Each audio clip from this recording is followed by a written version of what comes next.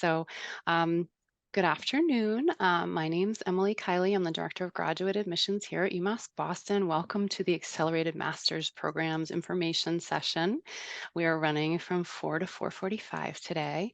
Um, just wanted to go through a couple of things before we get going with our speakers.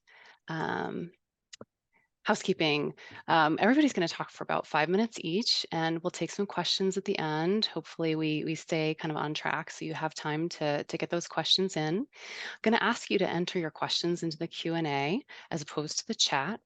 Maura Branley, our Senior Assistant Director of Admissions, is here to help us today answer some of your questions. And I know that we may not get to all your questions today, so I'm going to put a slide up at the end so you have people to contact with the types of questions that you have. We are focusing more generally on the accelerated master's program today, as opposed to very program specific. So hopefully we will have time for that later for you to dive more deeply into the programs of interest that you have. And for those of you who may know a friend who wanted to join us today but couldn't, we do have a link available to share with you later if you need that, so that they can RSVP for the April 12th event, which is taking place at noontime.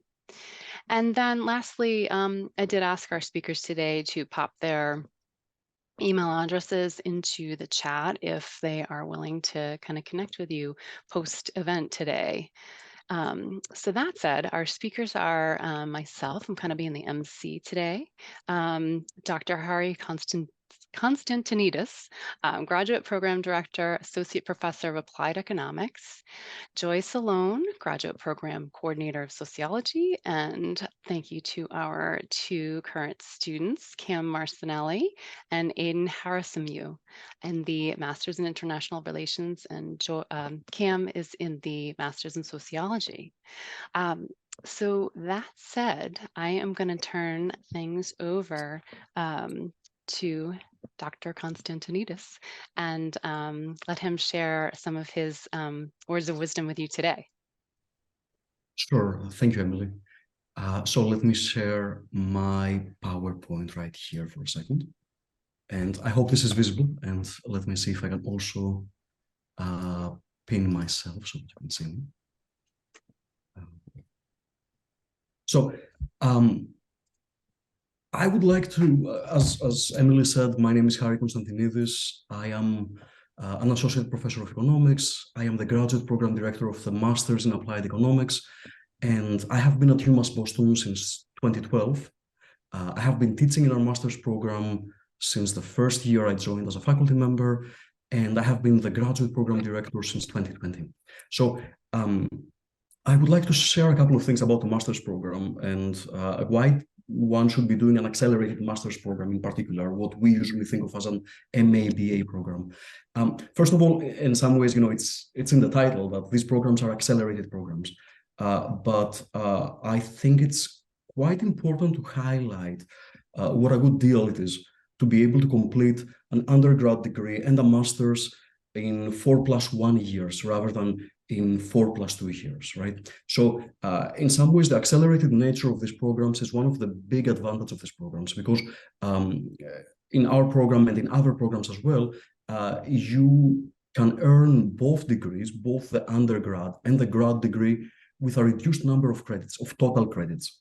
So to give an example here from my own program, even though this is not a program-specific info session, but I think the same thing applies to other programs. When you're an undergraduate student and you're taking graduate classes in your final year as an undergrad, this also means that you only need a reduced number of credits in order to earn both degrees. So for our own program, a student who would complete the BA, they would need to take 120 credits. And then when they apply for the master's program, they would need to take another 32 credits. But if you're doing the AMP, if you're doing the accelerated master's program, you would only need a total of 137 credits, 105 undergrad credits and 32 grad credits. So this is also great because, in addition to being accelerated, in addition to allowing you to complete your education and complete both degrees in fewer years, it makes the program affordable. It makes it more affordable than it would otherwise be, right? So as an undergraduate student, you have the same access to financial aid that you would have if you were simply taking undergrad classes. And I believe some of the master's students are going to be able to speak to that later in the intricacies of how to deal with that. But also, once you matriculate into the grad program, most programs also offer graduate assistantships. And these come with stipends. These come with tuition waivers that may be partial or full, depending on your situation. And this, again, allows you to work as a teaching assistant or as a research assistant, and to not have to pay the full cost of graduate education. And at the same time, it's an affordable program, and our programs are affordable, but they're also high quality education. And that's, I think, a key point. When we're thinking about master's programs and accelerated master's programs, we are generally thinking about small classes, small class size, and you're able to get individualized attention, you're able to work on research, you're able to have this experience that is really intimate and that allows you to really succeed in the master's program. Now, we get, as I've been an advisor, I've been a graduate program director for a while, and we often get questions about these programs, right? And I would like to share some of the key things that we often get. One of the key questions that we get, is that, my situation is different. Like I look at your admissions requirements and I see that, I have to have, 72 to 96 credits, or I have to have these grades in these classes or these prerequisites. Can I still do the AMP? Can I still do the accelerated master's program that I'm interested in? And my advice to you is, come talk to us, right? Like if you're interested in an accelerated master's program, talk to the graduate program director or the coordinator of this program. They would be happy to talk to you and to discuss your situation. And, we are experienced, we have the flexibility, and we're going to customize a plan that will allow you to succeed in the program that you want to complete. Another question we often get is, will I be able to succeed in the program, right? That's, how will I, I'm an undergrad student here. How will I do when I'm surrounded by master students who have completed their undergrad students, when I'm still taking undergrad and grad classes at the same time in my first year and then only taking master's classes? And one thing I would say here is that it is challenging, right? I mean, of course, when you enter the graduate classroom, it's a higher level for sure, right? But at the same time, I would say two things. It's very rewarding, I think, to be part of this, again, more intimate, more research-oriented, more advanced experience. And it's rewarding. And I would also add that, like our master's students who have come from our undergrad are often some of our top students. And they thrive in this environment. It's a challenge that's worth taking. The last thing that, again, it's in everyone's mind is, like, will that help me in the job market, right? Will I be able, if I do this AMP, if I do this accelerated master's program, again, like, will I get a better job? And I'll speak a little bit about students in our own program, but I think this is a common experience. And I would say that the students who've come out of our undergrad, the BA/MA students, have had some of the best outcomes of our graduate students in the job market. And like I have a couple of examples here. We have economists, we have people who have become economists for leading economics think tanks. We have people who have become data analysts and data scientists for the public sector, for the private sector.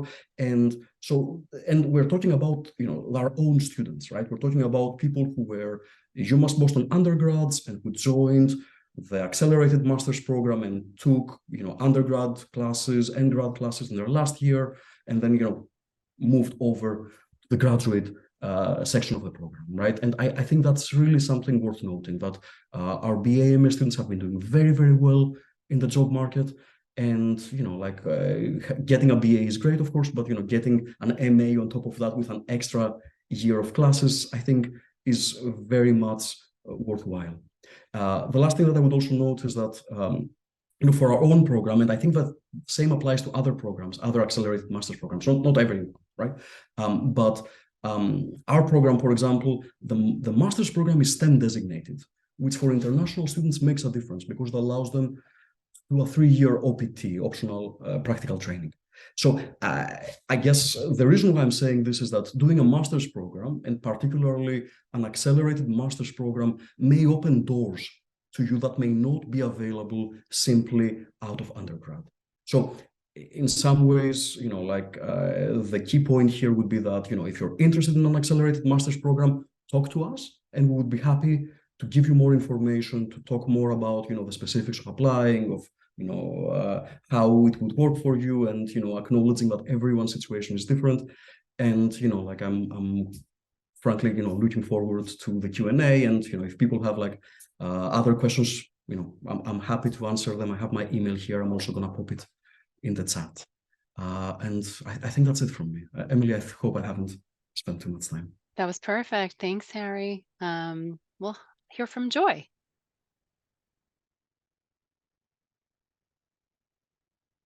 Hi, everybody. How are you? I hope everything's doing well. My name is Joy, and I am the graduate program coordinator for the sociology department.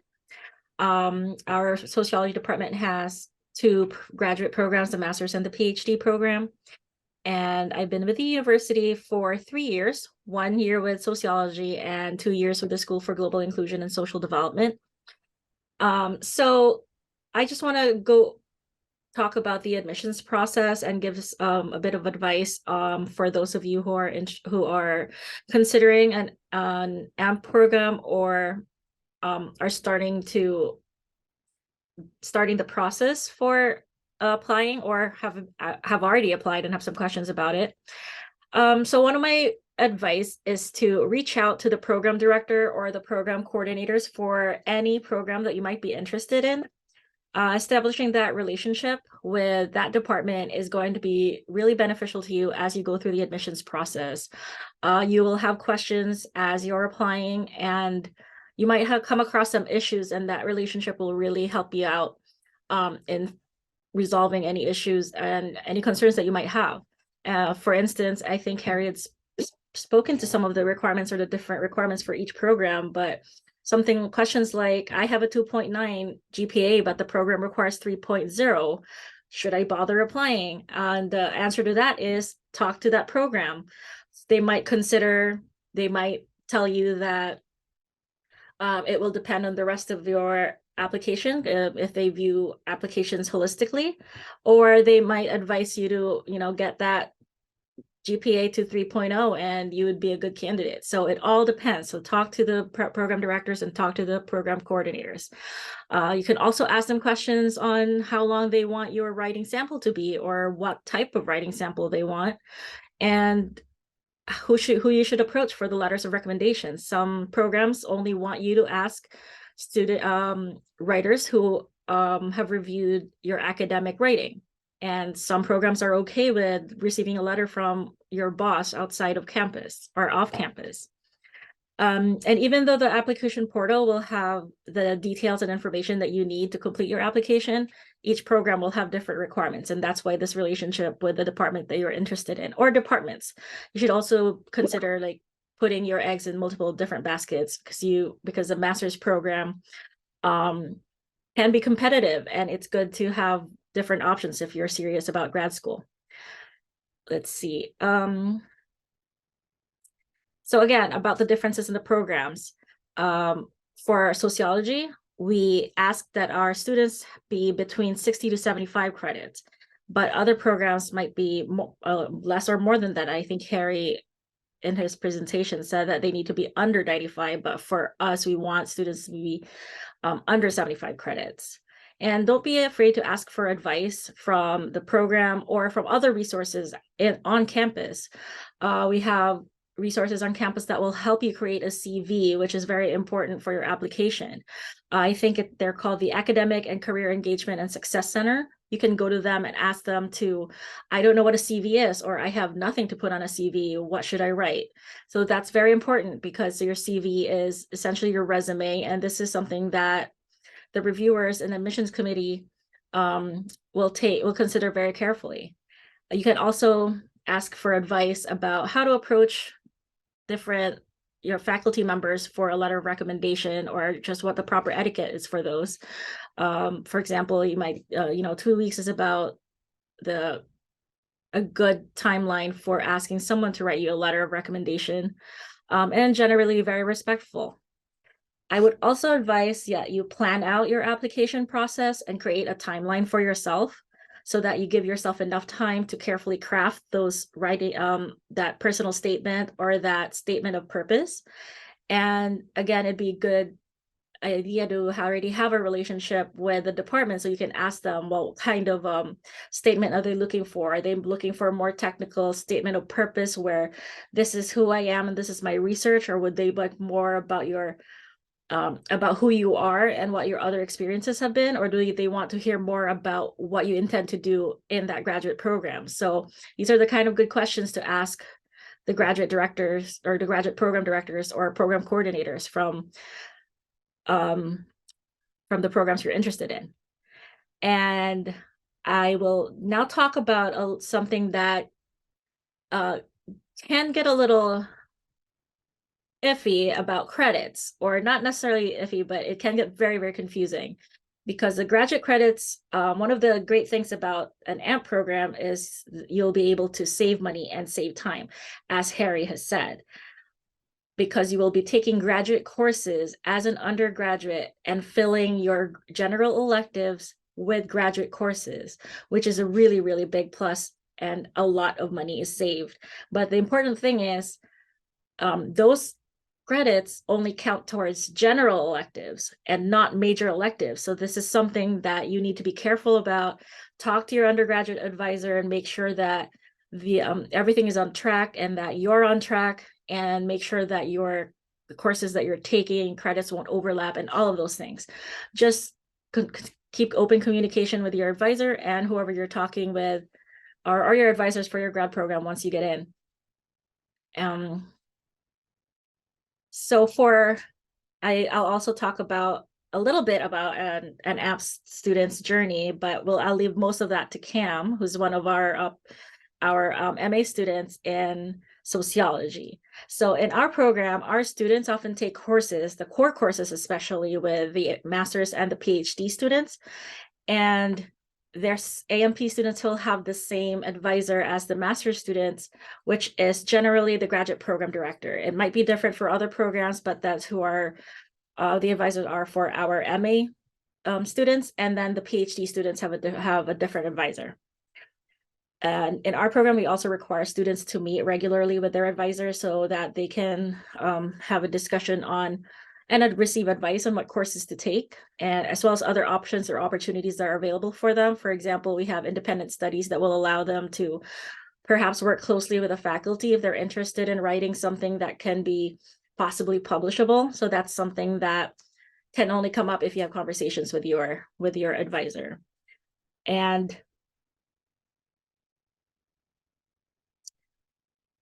yes, and I'm sorry, I'm just like looking at the other things that I should be talking about. And I think you should also consider programs, as I was saying earlier, that are not directly related to your undergraduate major, because you might be surprised at the different connections that all of the disciplines have with one another, and that many disciplines are actually quite transdisciplinary, and you won't really find out until you sort of seek these answers out. So find out what program piques your interest, and don't be too intimidated if you think that they don't relate to each other, because you don't know that they might. And you can only find out if you talk to someone who would know more.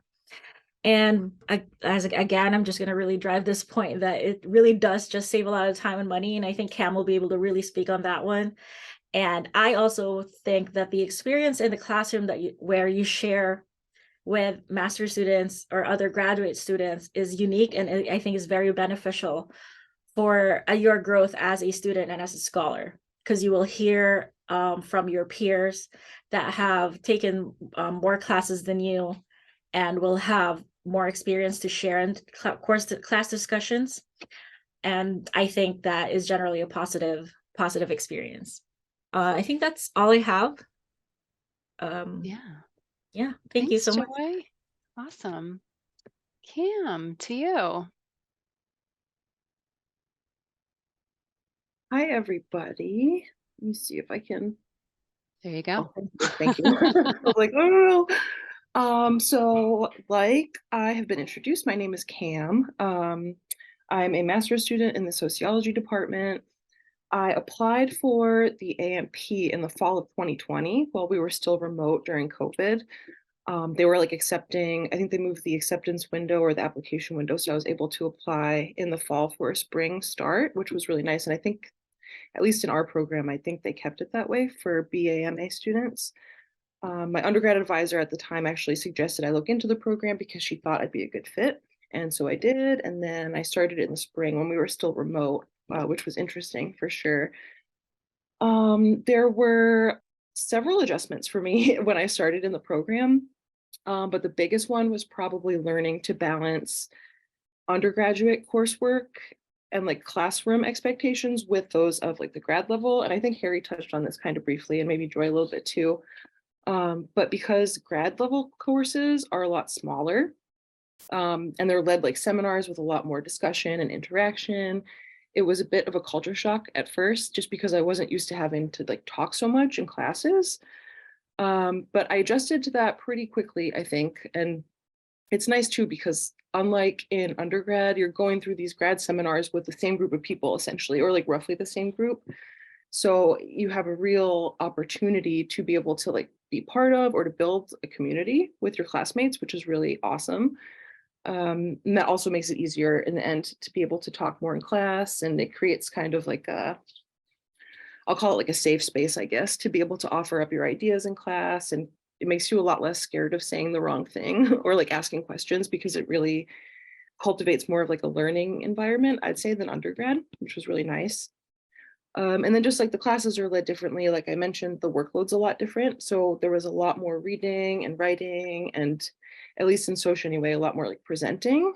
And that came with a learning curve too, because when I had started the program, I was taking 2 undergrad courses and 2 grad courses. And so it was a lot in the very beginning, because you're still managing all the expectations for undergrad with that of grad school, but you do get used to it. It's just a little bit tricky in the beginning because of the increased workload of the master's classes, or the graduate level classes, sorry.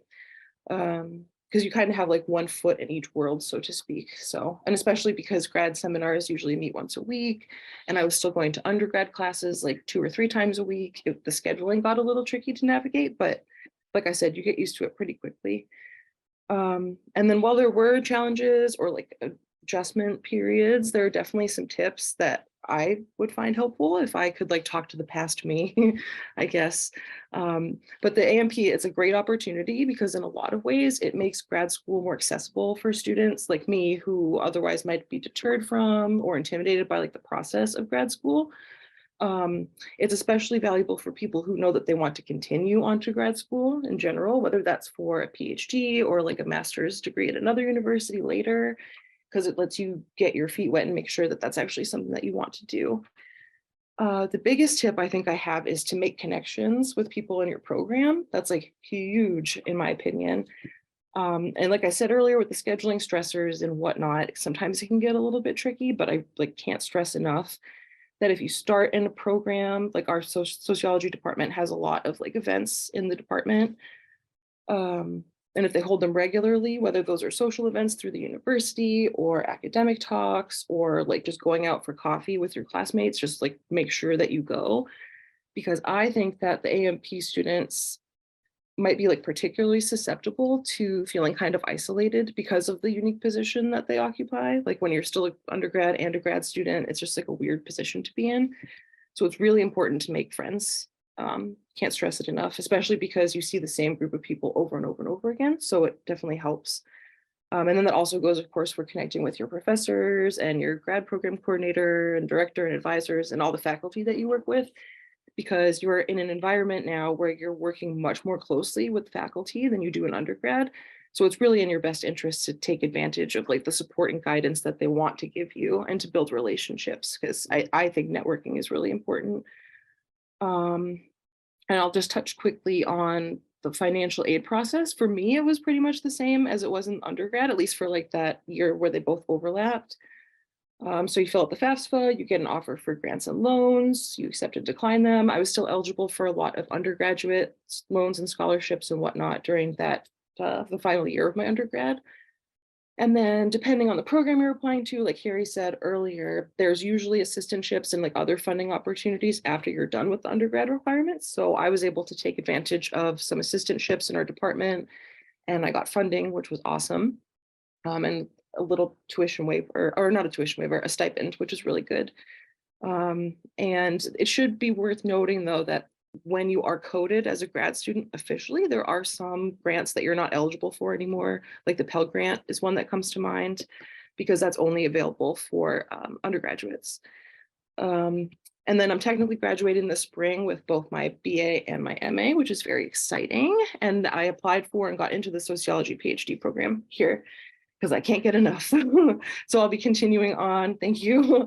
I'll be continuing on at UMB. And so, like I said earlier, the AMP is great for people who know they want to go to grad school, but I didn't know that I wanted to get a PhD, or even that I'd be able to do it, until I was in this program and had support and guidance from like faculty and my classmates. So I would definitely recommend applying if it sounds like a good fit for you. And I can drop my email in the chat too, so you can reach out anytime with any questions. And that's all for me. Sorry if I went a little bit long. I thought Wonderful. No, you were amazing. Thank you, Cam. That was great. Thank you. Aiden. Hello, I'm Aiden. I'm a senior for undergrad right now and first year of AMP program. So it's definitely been an interesting experience. And I'll touch on, I think, some of the same things that Cam did. And I'll say smaller classes are really great for me because I'm shy and I really enjoy being in smaller classes or smaller groups. It feels more intimate. And even though I don't always participate at the moment, I know I'm going to be better next year. I still participate a lot more than I did in like undergrad because I feel more comfortable with a smaller group. And basically I've just been able to like connect more with people, like even grad students. And actually my classes are half AMP students at the moment, which is definitely interesting being with like other students in the same place as me. So yeah, and I'm actually international relations for my undergrad and my grad. So even though I've been doing the same thing for the past 4 years, I feel like I've gotten more in depth into it with my grad courses. So it's definitely worth if you want to get more in depth as a grad student. And for biggest tips, I'd say what I did was try to get all my course requirements out of the way when I was an undergrad student. So I tried to get out all my gen eds last year and all my major requirements and all, and minor requirements too, just so I can focus on my grad courses this year, as well as just some more fun electives so I wouldn't stress out too much my grad courses, which has definitely made it a bit more manageable because I'm taking 4 classes right now, 2 grad and 2 undergrad. And I don't know, I'm definitely glad I've been able to do that, especially since last year I had to do my application as well, which I don't know. I first heard about this program my sophomore year, but I didn't really think about it much until my junior year when I started the application. And that's just because I met my advisor in person for the first time, who happens to be the director of the International Relations AMP program, Joseph Brown. So I talked to him a bit about it in the fall semester of my junior year, but then I started my application my spring semester, and I think I started at a good time, to be honest. However, I just wasn't sure to ask for recommendations, since my program requires us to ask for 2 recommendations. So it's difficult to start thinking about who you're close with at the moment, especially since my sophomore year is just all on Zoom, so I wasn't able to get as close to professors, unfortunately. And eventually I was able to ask my advisor and my minor, one of my professors in my minor, which is Arabic. And I thought that was just a good fit. And yeah, I guess those are my only 2 professors I developed relationships with. So I was able to, so that really helped me get like good recommendations and get into the program. So I think it's a good time frame. If you're in the sophomore year, I guess start thinking about it now. And if you're in your junior year, like, I don't know when the application is due, but yeah, but hopefully you got your recommenders now. And yeah. And if you have any questions, I'll drop my email in the chat too. Thanks, Aiden. Great. I wanted to just open things up for questions if you guys want to pop those in the Q&A. I didn't want to go too deep into admission stuff because a lot of that really is on the website. So this is what was presented today was kind of the stuff that you can't get on the website. So definitely this was super important for you to hear from kind of people who've been able to do the program, but also who are helping students do the program. So what might we need to answer for you guys? I'm gonna maybe just share my contact slide in case anyone's getting a little itchy. Okay. But I now can't really see. Oh no, I can see.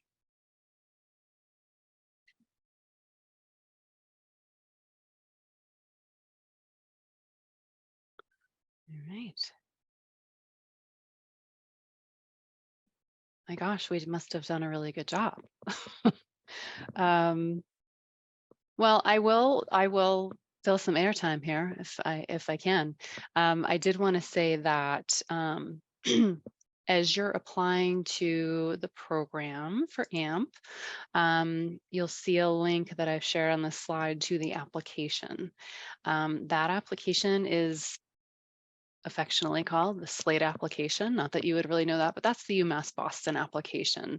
So I bring this up because we don't want you applying on GradCast. It's possible you may run into a GradCast link. GradCast is a centralized application service that we use for many of our master's programs. But since you're already a UMass Boston student, we really don't want you applying on there because there's a relatively high fee for you to be able to do that. And we don't want you to pay that high fee. So if you do get a little confused, like, am I seeing the right link? Again, this is the link on the slide for you, but also kind of on the main AMP admissions page, which is the link right above the application link here on the slide. That is linked properly to the proper apply button. Another thing to note is that my friend Maura made sure I was going to mention this, is that we can get your UMass Boston transcript for you. You don't need to take the steps to do that, which is kind of a nice service. And for the most part, you all are going to have to be doing a statement of purpose and probably a couple of letters of recommendation, but best to check the specific programs because there are some different requirements that each of them may have.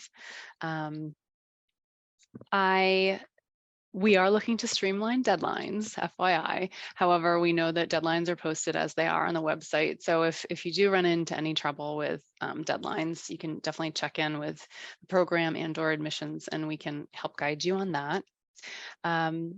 No one, as you may have noticed, is here today from financial aid. But as you see on the slide here, I did include information for Tim Hunt, our Senior Associate Director of Financial Aid, as he is the AMP expert in-house of UMass Boston. So again, I know it may seem a little confusing, like, okay, when do I really become an accelerated master's program student? When does my undergrad aid stop? When does my grad aid begin? So he can be helpful in that way to you. I stole some language from the website to share with you because I knew I wasn't going to say it completely right, but basically related to financial aid, even though students will be taking graduate level courses in their senior year, they are only responsible for paying standard undergraduate tuition and fees while matriculated as a bachelor's student. Students will be charged graduate tuition only after they matriculate as a graduate student to complete their remaining master's requirements. I thought that was very well said. And also AMP students' undergraduate financial aid eligibility will be determined based on their enrollment and remaining undergraduate degree requirements. Once a student matriculates as a graduate student, they will be eligible for funding opportunities available to traditional master's students, kind of as to what Cam was mentioning earlier. Though graduate students are not eligible for need-based grants, they may be eligible for federal student loans and other external scholarships Limited research assistantships and funding opportunities may be granted by individual programs. And for more information about that, you can, again, check in with your program. So there's kind of little bits of different twists and flavors on things that you can check into. So I've talked a bit there. Do we have any questions coming in? No? All right, well, we'll give it maybe another minute. And then if we did such a good job, actually, Maura, can you pop in the link for the April session so that if we did have students on today who had friends who wanted to join today and are not here, or who want to join us in April, could you pop that in the chat? Oh, we got a raised hand. Mary has a question. Do you want to type that into the Q&A, Mary? Oops.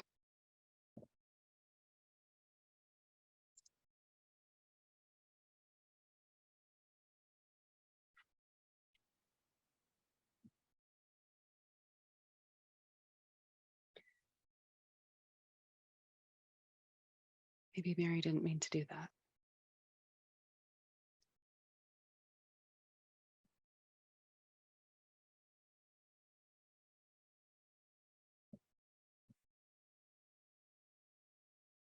Or maybe she's typing. I know it takes me a while to type, so let's see. I was wondering about if I'm a psychology major and want to do a master in psychology. I don't see that listed as an option. Where should I go from here? Do any of our experts on the panel have a response?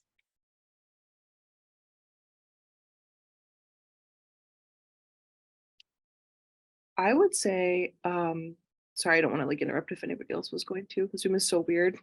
That I don't think that there is a option for psychology at UMB, at least accelerated. I don't know about just like general MA and PhD, but you could always pick a field that's like adjacent to psychology and at least do like the master's portion of that or get started. And then you could end up going to another university after or continuing on here if they offer that program.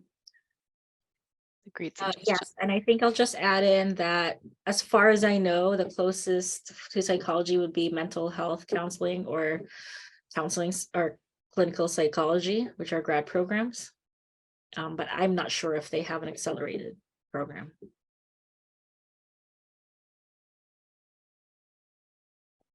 Thank you both.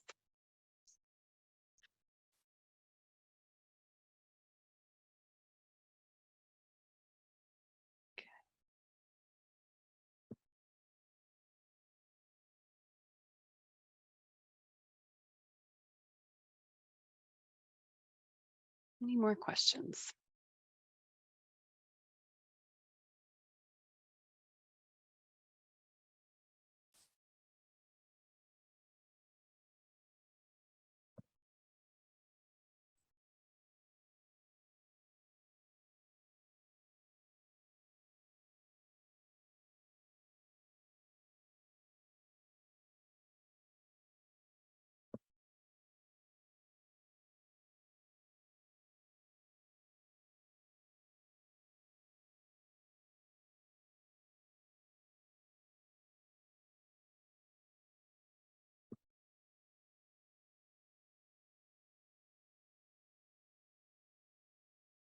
Thank you.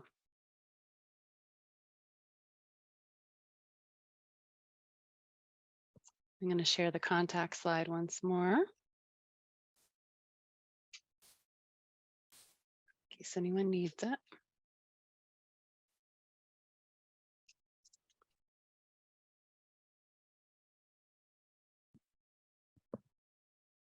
What sort of job opportunities would be in my realm if I did bachelor's in psych and master in business? Let me see if I can answer this. I mean, like, so in some ways, I would say talk to, go to the list of the accelerated master's programs that we offer at UMass Boston. And every program has different admissions requirements, so I would say take a look at this list and see if any of these programs, may be right for you. And I think the next step would be to talk to people who run these programs, talk to the graduate program directors, talk to the coordinators, if you have any friends who are either undergrad or grad students in these programs, talk to them, gather information, right? Because, for some programs, again, everyone's specifics are different, everyone's situation is different, and we try to make them, the best, and to figure out what the best fit is, and, to make individualized plans that would work for you, right? So, I don't remember, I shared the list earlier, but I don't remember if there's like an accelerated master's program in business. So if there is, take a look there and see, if any of these programs would be right for you, and they would be able to give you more guidance, if that's the case.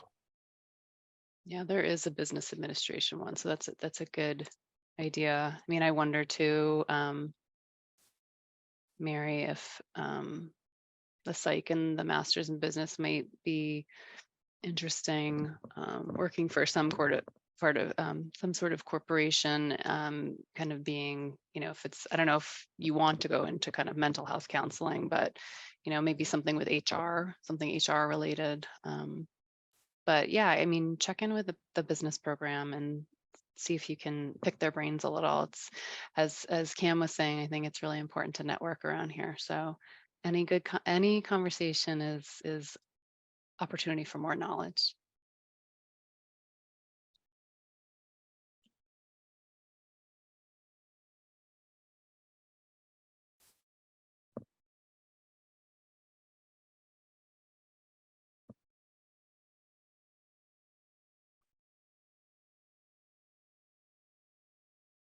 Okay, we're just about done.